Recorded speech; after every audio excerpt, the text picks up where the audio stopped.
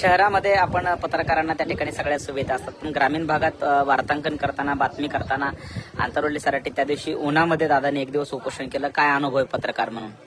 बरोबर आहे. दादांनी ज्या दिवशी उन्हात उपोषण केलं त्या दिवशी पत्रकार मंडळी देखील उन्हातच जाऊन वार्तांकन बातमी काम करत होते.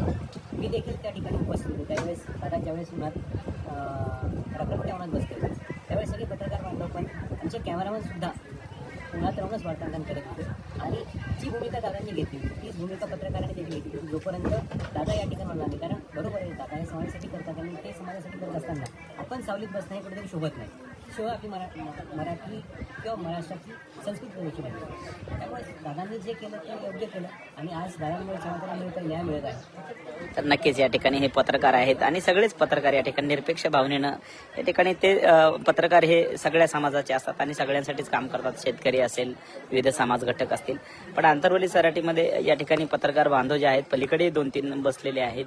त्या ठिकाणी आपण बघतोय ते सुद्धा सावलीला बसलेले आहेत पत्रकार बांधव.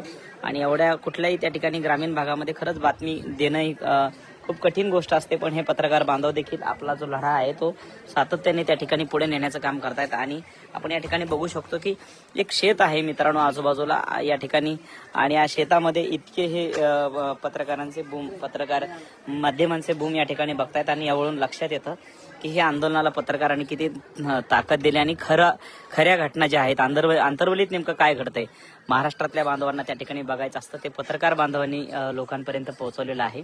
आणि म्हणून प्रत्येक बातमी आणि अपडेट त्या ठिकाणी